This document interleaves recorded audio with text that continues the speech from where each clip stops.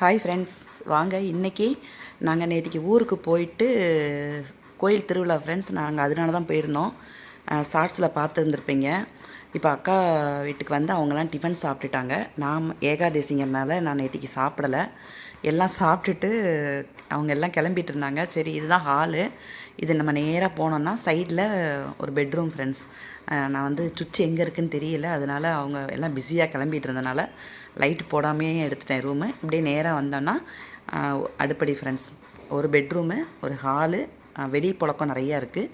இங்கேயே வந்து இங்கே பாருங்கள், கிச்சன்லேயே சுவாமி படம் எல்லாம் இந்த பக்கம் வச்சுருக்காங்க. இது அலமாரிலையும் வச்சுருக்காங்க. அப்புறம் பலசரக்கு ஜாமான் எல்லாமே. இந்த பக்கம் வந்து பின்பக்கம் தண்ணியெல்லாம் பிடிச்சி வச்சு எல்லாம் பண்ணிப்பாங்க. அதுக்கப்புறம் ரெஸ்ட் ரூம் அங்கேயே இருக்குது. வெளிப்புழக்கம் நிறையா இருக்குது. நாங்கள் கிளம்பிட்டோம். கோயிலில் பாட்டு ஓவர் சவுண்டு. இது வந்து இந்த பேனர் மாதிரி வச்சுருக்காங்க இல்லையா, இதில் வந்து எங்கள் ஊர் பசங்க எல்லாமே, இப்போ இருக்கிற ஜென்ரேஷன் பசங்க வந்து அதெல்லாம் நேம் போர்டு மாதிரி வச்சுருக்காங்க. நான் வந்து உசிலம்பட்டியில் பிறந்து, அதாவது அக்கா, பெரியக்கா, ரெண்டாவது அக்கா, நான் 3 பேரும் உசிலம்பட்டியில் பிறந்து இங்கே நான் கை குழந்தையாக இருக்கும்போது இந்த ஊருக்கு வந்தது. அதாவது செம்பட்டிக்கு எல்லாருக்குமே தெரிஞ்சிருக்கும். பழனி, தாராபுரம், ஒட்டஞ்சத்திரம், கோயம்புத்தூர் எல்லாமே இந்த ரூட்டு. நான் எங்கள் ஊரை தாண்டி தான் போகணும். ரொம்ப சின்ன கிராமந்தான். 7 வருஷம் ஆச்சு ஃப்ரெண்ட்ஸ் திருவிழா வந்து. அம்மா இருக்கும்போது 2018 2019 வந்தது நினைக்கிறேன். 2020 2019 வந்தது. இப்போ திரும்ப நாங்கள் அதாவது அக்கா இருக்காங்க. அக்காவுக்கு அடுத்த வருஷம் ரிட்டையர் ஆயிடுவாங்க ஸ்கூலில் வேலை பார்க்குறனால. சரி, இந்த வருஷம் நான் இருக்கேன்ல, எல்லோரும் வாங்கினோன்னே எல்லாருமே நாங்கள் அக்கா தங்க எல்லாருமே போனோம். பசங்க மட்டும் வரல.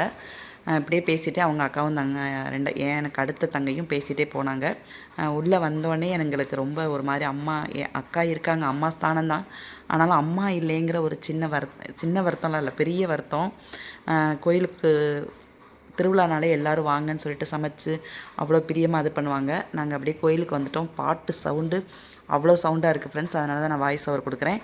இது வந்து புதன்கிழமை காலையில் 3-4 மணிக்கெல்லாம் முளைப்பாரி எடுத்து மாவிளக்கு மாவு ஏற்றிட்டு பால் கூட எல்லாமே எடுத்துருவாங்க. ஆனால் நாங்கள் புதன்கிழமை காலையில், அதாவது நேத்திக்கு காலையில் நாங்கள் போனது 9 மணி 10 மணி ஆகிடுச்சு.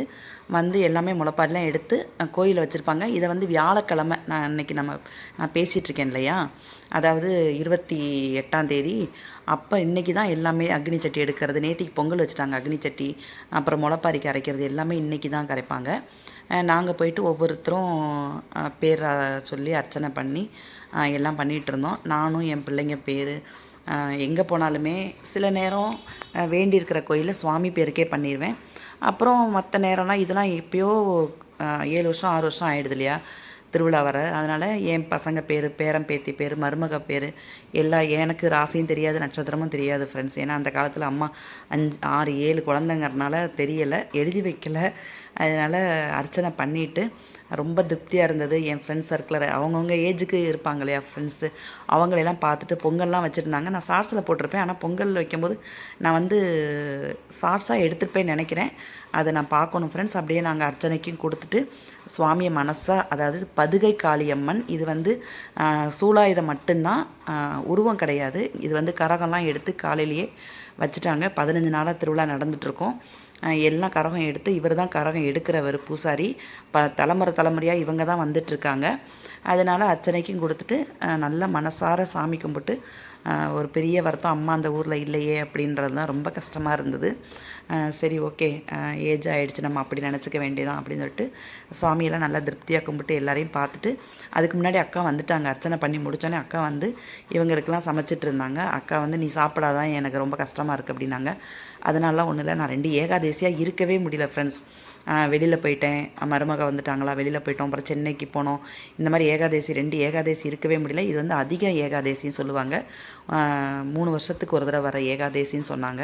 முட்டைக்கோஸ் பொரியல், உருளைக்கிழங்கு, வெண்டைக்காய் சாம்பார், ரசம், மோர், அப்பளம் எல்லாம் வச்சு சாப்பிட்டுட்டு இருந்தாங்க. நான் சொன்னேன், தேவாமிரதமாக இருந்தால் கூட இன்றைக்கி எனக்கு ஆசை வராது. ஏன்னா நான் வந்து பெருமாளவே நினச்சிட்ருக்கனால, வெளியில் போகிறோம், தீராது 2 நாள் இருக்கோம்னா எப்படியாவது நம்ம சாப்பிட்டு தாங்கணும்.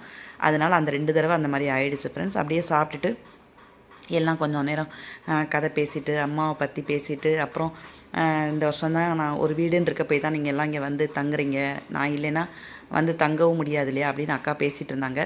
எல்லாம் பேசிவிட்டு நாங்களும் அப்படியே கிளம்பிட்டோம் ஃப்ரெண்ட்ஸ். இந்த ஒரு சின்ன வீடியோ தான், அதாவது ஒரு 5 நிமிஷம் வீடியோ தான். உங்களுக்கு பிடிச்சிருக்குன்னு நினைக்கிறேன். பிடிச்சிருந்தா லைக் பண்ணி, ஷேர் பண்ணி, சப்ஸ்கிரைப் பண்ணுங்கள். மறக்காமல் பெல் ஐக்கானை கிளிக் பண்ணுங்கள். அதாவது இருந்த ஊர் வந்து எத்தனை வருஷங்கள் ஆனாலும் நம்ம எத்தனை வருஷம் நம்ம அதாவது நம்ம இருக்கிற ஊர், இப்போ இருக்கிற ஊர் இருந்தாலுமே நம்ம சொந்த ஊருக்கு போகும்போது அது அவ்வளோ ஒரு சந்தோஷம், தனி ஒரு ஆனந்தம். அதுக்கு ஈடு இணை எதுவுமே இல்லை. நம்ம ஃப்ரெண்ட்ஸை பார்ப்போம், நமக்கு முன்னாடி அம்மா செட்டாக இருக்கட்டும், நம்ம செட்டாக இருக்கட்டும், அடுத்த வர ஜென்ரேஷன் பிள்ளைங்க, நம்ம ஃப்ரெண்ட்ஸோட பிள்ளைங்க, இவங்களெல்லாம் பார்க்கும்போது நமக்கு ஒரு சந்தோஷமாக இருக்குது. அதனால் நல்லா சுவாமி தரிசனம் பண்ணியாச்சு. அதனால் எல்லாம் இருந்துட்டு போங்கன்னாங்க. எங்கள் ஜெய்ஹிந்திபுரம் காளியம்மனுக்கு காப்பு கட்டியிருக்காங்க. அதனால் நாளைக்கு நான் போய் பால்குடம் காப்பு கட்ட போகிறோம் வெள்ளிக்கிழமை. இந்த கோவில் எதுவும் அடுத்தடுத்து பார்ப்பீங்க. ஓகே ஃப்ரெண்ட்ஸ், இந்த சேனல் உங்களுக்கு பிடிச்சிருக்குன்னு நினைக்கிறேன். இந்த வீடியோ உங்களுக்கு பிடிச்சிருக்கேன். பிடிச்சிருந்தா லைக் பண்ணுங்கள். Thank you friends.